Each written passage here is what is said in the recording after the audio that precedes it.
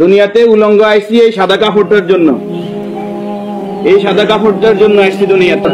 আমার মেয়ে, আমার স্ত্রী, আমার বোন, আমার মা বেপরদায় চলে, আমরা হইলাম দায়ুস। ওই পুরুষ দায়ুস যে তার স্ত্রী সন্তানকে পর্দা করায় না।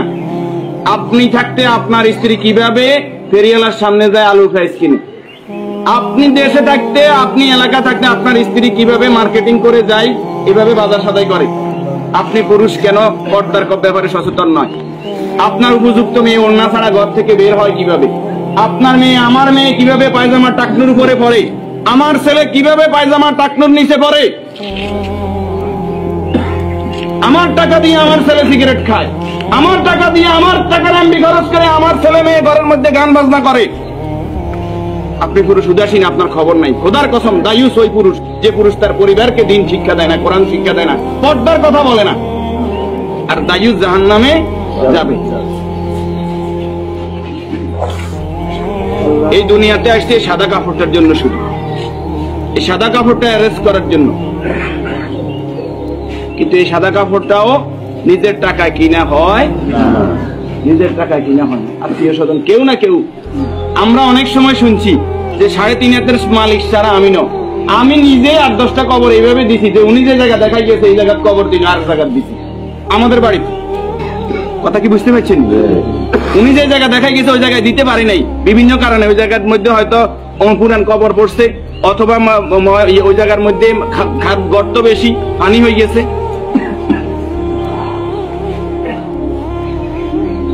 তাহলে আমার শেষ জায়গাটাও আমার নির্দেশনা মতো হয় না, পরিবারে যারা আছে তাদের নির্দেশনা মতো হয়। 40 জন জানাজাতে কাদেরকে উপস্থিত করাইবেন? আমাদের কত বলবো, বলতে আর বলতে মনে চায় না। সব জানেন কিন্তু আমল নাই।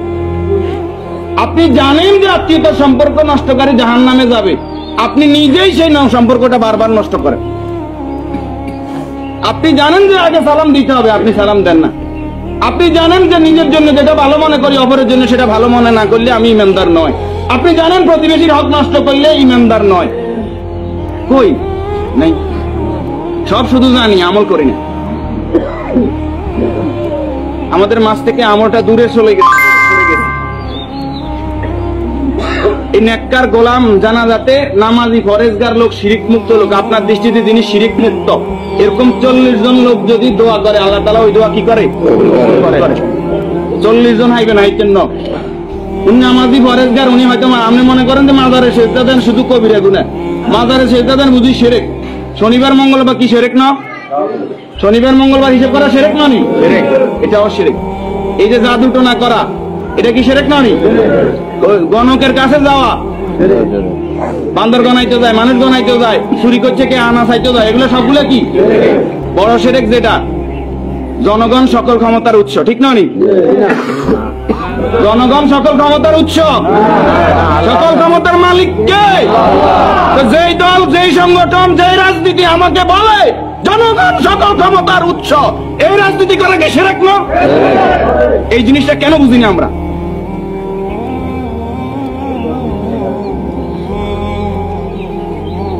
আপনি মুখে বললেন জনগণ সকল ক্ষমতার উৎস, অন্তরে আপনি বলবেন যে হ্যাঁ আল্লাহ সকল ক্ষমতার উৎস। এটা তো আল্লাহ মানে না।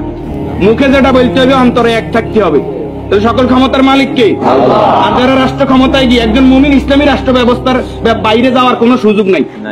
যদি আওয়ামী লীগ আবার তওবা ইস্তেগফার করি আই কয় যে আমরা আল্লাহর আইন অনুযায়ী রাষ্ট্র চালাই, আমরা কই আলহামদুলিল্লাহ। বিএনপি যদি কালকে বলে যে আমরা রাষ্ট্র চালাইম আল্লাহর আইন অনুযায়ী, কোরআনের আইন দিয়ে রাষ্ট্র চলবে, সৎ নামাজি ফরেজগার লোকরা চেয়ারম্যান মেম্বার হইব, তাকওয়াবান হইব, আমরা বিএনপির সাথে আছি, বিএনপি কে ভোট দেব। যদি জামাত ইসলামী বলে আমরা আল্লাহর আইন দিয়ে রাষ্ট্র চালাইবো, কোরআন চালাইবো, দেশ তাকওয়ার ভিত্তিতে চলবে, রাসূল যেভাবে চালাইবে আমরা তাদেরকে ভোট দেব। যদি সরকারই বলে তাদেরকে ভোট দেব। আমাদের ব্যক্তিগত কারো কোনো আরশ নাই। আমরা এই জমিন আল্লাহর, এই জমিনে আইন চলবে কার? আল্লাহ। এবার যেই আসুক এই তকমা নিয়ে আমরা তাদের সাথে আছি। রাজি আছেন? আল্লাহ তাআলা আমাদেরকে কবুল করুন।